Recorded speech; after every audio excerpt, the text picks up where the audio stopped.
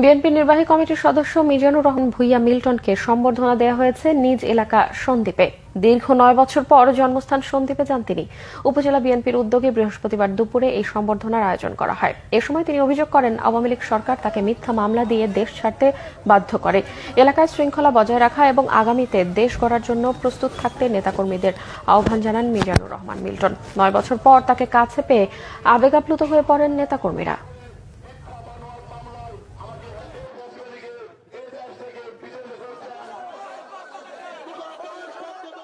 আমরা যদি সরকারকে যদি আমরা সহযোগিতা না করি, তাহলে আমরা আবার সেই দুর্যোগ হতে হবে, আমাদেরকে সে আবার ফেসিবাদী জগতে আমাদের ফিরে যেতে হবে।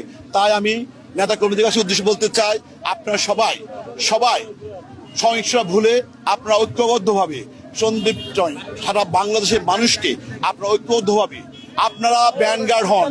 আপনারা যারা অন্যায় করে তাদেরকে